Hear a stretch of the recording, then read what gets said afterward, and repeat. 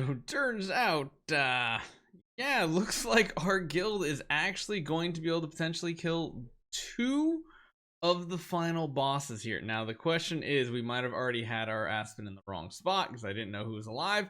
He is hitting the right one, and this could go really, really well.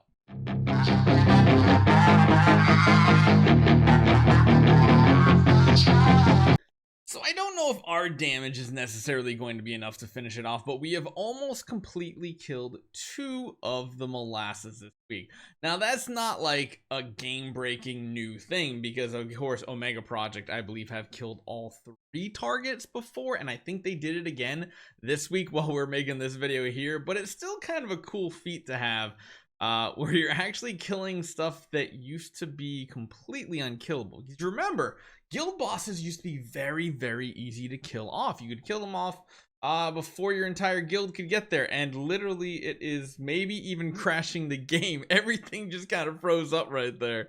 But yeah, back in the day, guild bosses used to be very easy. It was to the point where sometimes you'd, even in Flame Shrine, kill the boss before everybody in the guild got to hit, and then they miss out on rewards. They then change it to this Flame Shrine that you see right here, and they put the HP values through the roof so that the HP bar didn't even move. Nowadays, though, we're doing so much damage that is pretty much irrelevant from the looks of it. And yeah, I like the setup we got going here. 3 splendid Demon Bells, 2 splendid Elusive Mirrors, seem to be doing the trick very well. However, we could probably even stretch this and go for 3 Elusive Mirrors because, of course, each one gives 15 HP at the end of the round. That would be 45 plus 2 Demon Bells. That would be another 40. That would put you at 85, which means one of the Demon Bells would need to either proc a high roll and you'd have to get hit by an enemy, which is possible. So next time we get like a Malassa boss or something where they hit 3 targets, what we might try is 3 Elusive Mirrors. That would be something really cool. I don't think we ever moved to 5 of them.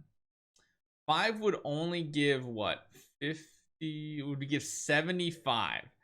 You'd have to somehow come up with 25 energy. That would not be enough. If anything, you could maybe do what, 4 of them? I mean, look at these damage numbers. Again, we almost hit E17 right there. Really solid.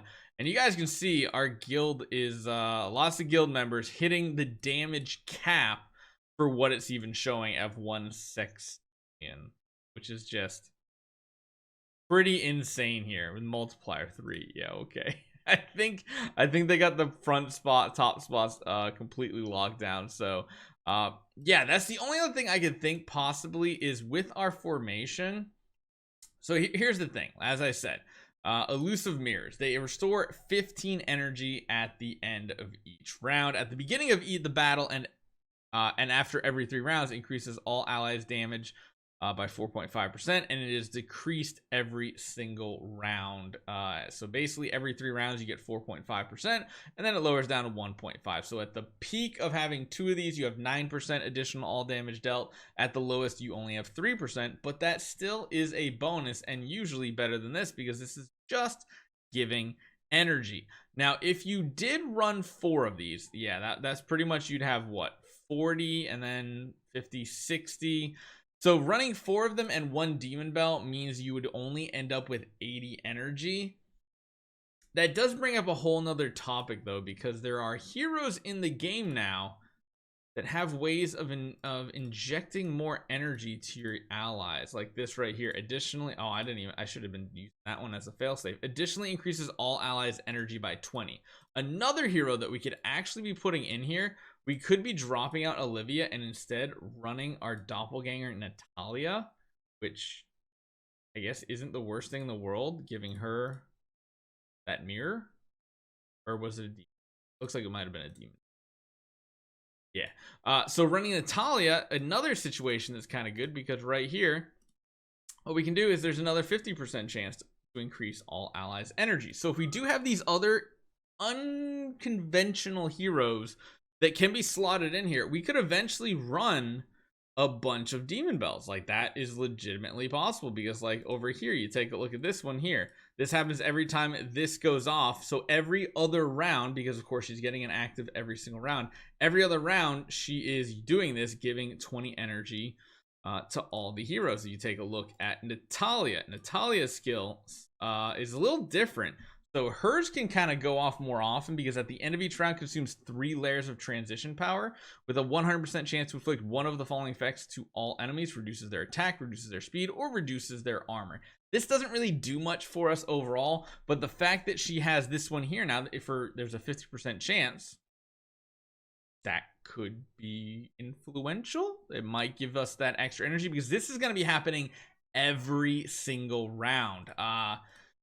So I think with Destiny transition and such, going for the 5 elusive mirror might not be that bad, because then when you're running 5 of these, you're literally getting what, 22.5% additional all damage dealt. At the lowest, you're getting 7.5%. I don't know if that makes a huge difference, but it definitely could make a difference. The other bonus here of running our Natalia is the fact that this is now going to be upgraded to a level 6.